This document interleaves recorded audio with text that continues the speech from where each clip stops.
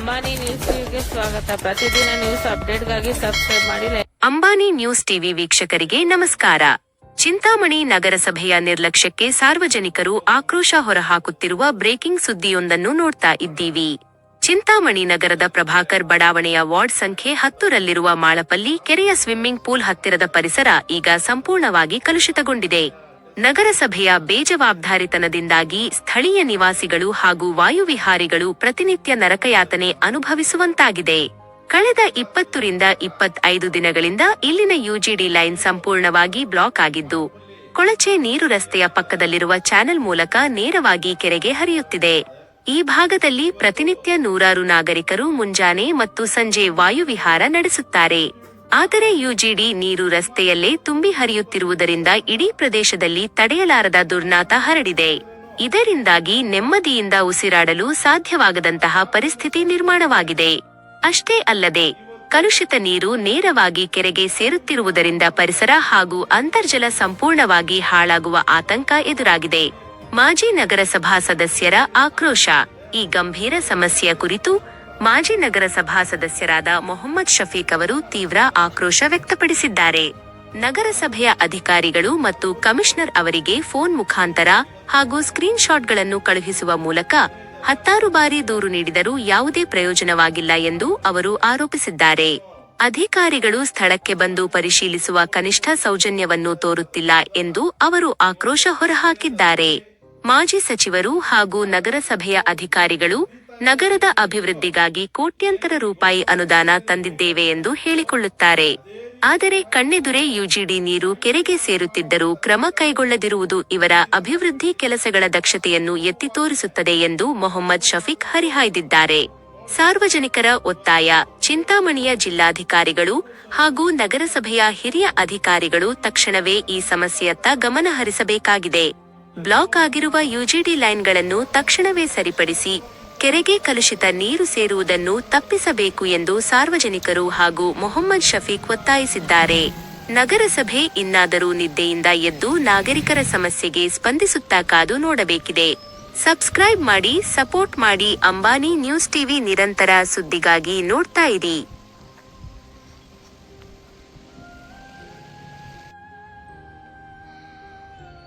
GLSF ಹಾಕಿದ್ದೀರಾ, OST ಹಾಕಿದ್ದೀರಾ, ಎಷ್ಟು ಲೀಟರ್ ನಿಮ್ಗೆ MLD ನೀರು ಎಷ್ಟು ಬರ್ತಾ ಇದೆ, ಎಷ್ಟು ಹೋಗ್ತಾ ಇದೆ ಲೆಕ್ಕಾಚಾರಗಳಿದ್ಯಾ?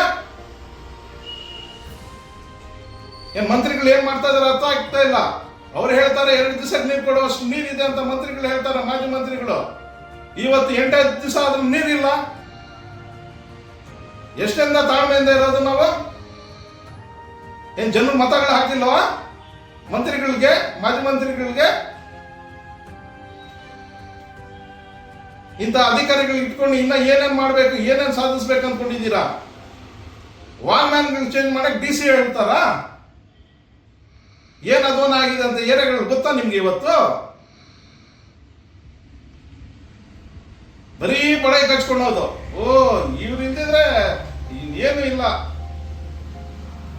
ಫಸ್ಟ್ 2 ದಿವಸಕ್ಕೆ 3 ದಿವಸಕ್ಕೆ ನೀರು ಬಿಡುವಂತ ಶಕ್ತಿ ಇಟ್ಕೊಳ್ಳಿ.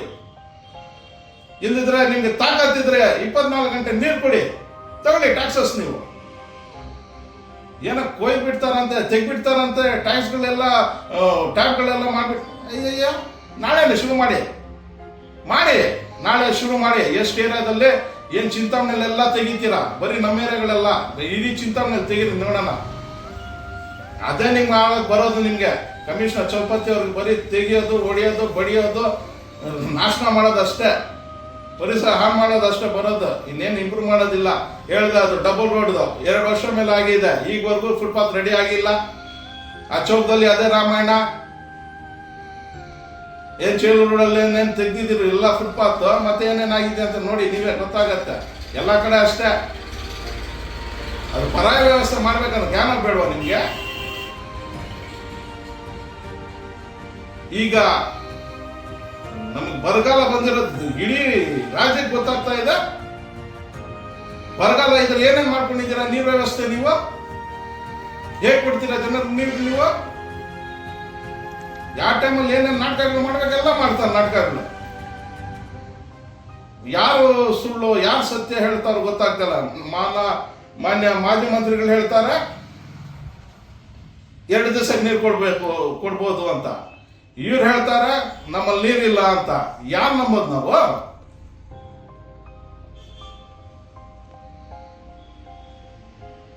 ದಯವಿಟ್ಟು ಮಾಜಿ ಮಂತ್ರಿಗಳ ಹತ್ರ ಹೇಳ್ತಾ ಇದ್ದೀನಿ ನಾನು, ಸುಧಾಕರ್ ರೆಡ್ಡಿ ಅವ್ರಿಗೆ, ನಮಗೆ ಕನಿಷ್ಠ ಅಟ್ಲೀಸ್ಟ್ 3-4 ದಿವಸ ಆದ್ರೂ ನೀರು ಕೊಡಿ. ಏನ್ ನಮ್ಮ ಸೊಲ್ಶೆಟ್ಟಹಳ್ಳಿ, ಚೋರಟಿಪಾಳ್ಯ, ಟಿಪ್ಪು ನಗರ, ಗಾಂಧಿನಗರ ಈ ಕಡೆ ಇದೆ, ಅಟ್ಲೀಸ್ಟ್ ಕನಿಷ್ಠ 3-4 ದಿವಸ ಆದ್ರೂ ಕೊಡಿ. 5 ದಿವಸ ಆದ್ರೂ ಕೊಡಿ. ಏನ್ 8 ದಿವಸ 10 ದಿವಸ ಮನ್ಸು ಬಂದಂಗೆಲ್ಲ ಏನೋ ಒಂದು ಕಾರಣ. ಲೈಟ್ಗಳು ಕೇಳ್ಕೋಬೇಕು, ನೀರುಗಳು ಕೇಳ್ಕೋಬೇಕು, ಕಸದ ಗಾಡಿಗಳಿಗೂ ಕೇಳ್ಕೋಬೇಕು, ಯುಜಿಟಿಗಳು ಬ್ಲಾಕ್ ಆದ್ರೆ 2-3 ದಿವಸನೂ ಕೇಳ್ಕೋಬೇಕು. ಏನ್ ಎಲ್ಲಾರು ಜನರು ಭಿಕ್ಷೆ ಬೀಳ್ಬೇಕ ನಿಮ್ಮ ಹತ್ರ? ಏನ್ ಕೋಟಿಗಳು ಇದೆ ಅಂತ ಹೇಳ್ತಾ ಇದ್ರಲ್ಲ ಮನೆ ಮಾಜಿ ಮಂತ್ರಿಗಳು. ನಾನು ಹೇಳ್ತೀನಿ, ಇವ್ರು ಯಾಮಾರಿಸ್ತಾರೆ, ನಮ್ಮ ಕಮಿಷನರ್ ನಿಮ್ಗೂ ಯಾಮಾರಿಸ್ತಾ ಇದ್ದಾರೆ. ಕೋಟಿಗಳು ಇದೆ ಅಂತ ಹೇಳ್ತಾರಲ್ಲ ಅಕೌಂಟ್ಗಳಲ್ಲಿ. 4 ತಿಂಗಳಿಂದ ಸುಮಾರು 4 ತಿಂಗಳಿಂದ ಇವ್ರಿಗೆ ಸಂಬಳಗಳು ಕೊಟ್ಟಿಲ್ಲ. ಔಟ್ಸೋರ್ಸರ್ ಕೆಲಸ ಮಾಡ್ತಾ ಇರೋರಿಗೆ, ವಾಲ್ಮ್ಯಾನ್ಸ್ಗಾಗ್ಲಿ ಡ್ರೈವರ್ಸ್ಗಾಗ್ಲಿ ಸಂಬಳಗಳು ಕೊಟ್ಟಿಲ್ಲ. ಯಾಕೆ? ಜಿಲ್ಲಾಧಿಕಾರಿ ಗಮನಕ್ಕಿಲ್ವಾ? ಹೇಗೆ ಅವ್ರ ಜೀವನ ನಡೆಸೋದು? ಹೆಂಗೆ ಅವ್ರ ಮಕ್ಕಳಿಗೆ ವಿದ್ಯಾಭ್ಯಾಸ ಕೊಡಿಸೋದು? ಹೇಗೆ ಅವ್ರ ಊಟಗಳು ಮಾಡೋದು? ನಿಮ್ ಸಂಬಳಗಳು ಮಾತ್ರ ತಿಂಗಳು ಆಗ್ಬಿಡ್ಬೇಕು. ನಿಮ್ ಸಂಬಳಗಳು RTGS ಮೂಲಕ ತಿಂಗಳು ಆಗ್ಬಿಡ್ಬೇಕು. ಕಷ್ಟಪಡೋರ ಸಂಬಳಗಳು ಬೇಡ. ಯಾವ ಸೀಮೆ ನಾಯಿ? ಗಮನ ಹರಿಸಿ. ಯಾರು ಹೇಳೋದು ಕೇಳೋದಲ್ಲ. ನಾನು DC ಅವ್ರಿಗೆ ಹೇಳ್ತಾ ಇದ್ದೀನಿ, ಬರೀ ಸರ್ ನಮ್ಮ ಕಮಿಷನರ್ ಅಷ್ಟೇ 4 ತಿಂಗಳಿಂದ ಸಂಬಳ ಕೊಟ್ಟಿಲ್ಲ. ವಾಲ್ಮ್ಯಾನ್ಸ್ಗೂ ಕೊಟ್ಟಿಲ್ಲ, ಡ್ರೈವರ್ಸ್ಗೂ ಕೊಟ್ಟಿಲ್ಲ. ಸುಮಾರು ಇಂಥ ಪ್ರಕರಣಗಳು. ಹೇಳಿ ಮಾಡಿಸ್ಬೇಕು, ಪ್ರತಿಯೊಂದನ್ನು ಹೇಳ್ಬೇಕು, ಕೇಳ್ಕೋಬೇಕು, ಭಿಕ್ಷೆ ಬಿಡ್ಬೇಕು. ಯಾವ ಸೀಮೆ ನಾಯ ಇದು? ಏನಂತ ತಪ್ಪು ಮಾಡಿರೋ ಜನರು ಇಲ್ಲಿ? ನೀವಾದ್ರೆ ಬೆಳಗ್ಗೆ ಎದ್ದ ತಕ್ಷಣ ಅಧಿಕಾರಿಗಳು ಸ್ನಾನಗಳು ಮಾಡ್ಕೋಬೇಕು, ಪರ್ಫ್ಯೂಮ್ಗಳು ಹೊಡ್ಕೋಬೇಕು ಡೈಲಿ. ಇಲ್ಲಿ ಈ ಜನರು ಸ್ನಾನಗಳು ಮಾಡಬಾರ್ದು, ಒಳ್ಳೆ ಬಟ್ಟೆಗಳು ಹಾಕಬಾರ್ದು, ಚೆನ್ನಾಗಿ ಓಡಾಡಬಾರ್ದು, ಅವ್ರ ಮಕ್ಕಳಿಗೆ ಸ್ನಾನಗಳು ಮಾಡಬಾರ್ದು. ಸಿಲ್ಟ್ ಎತ್ತಾರೆ. ಯಾವ್ದೋ ಮಿಷಿನ್ ಬಂದ್ಬಿಟ್ಟಿದೆ, ನನ್ನ ಚಿಂತಾಮಣಿನ ಮಾದರಿ ಆಗ್ಬಿಡತ್ತೆ, ಇಲ್ಲೇ ಟ್ರಯಲ್ ಬೇಸಿಸ್ ನಡೆಸ್ತಾರೆ ಅಂತ ಹೇಳಿದ್ರು ನಮ್ಮ ಮಾಜಿ ಮಂತ್ರಿಗಳು. ಒಂದು ಬಾಂಡ್ಗೆ ಸಿಲ್ಟ್ ಎತ್ತಿಲ್ಲ, ಯಾವ UGD ಇದ್ರಲ್ಲೂ ಆ ಮಿಷಿನ್ ಬಂದಿಲ್ಲ.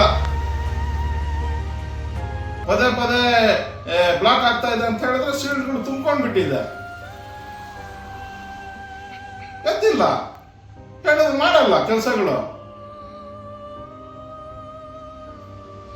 ಇನ್ಯಾವ ಭಾಷೆಗಳು ಹೇಳ್ಬೇಕಂತ ಅರ್ಥ ಆಗ್ತಾ ಇಲ್ಲ.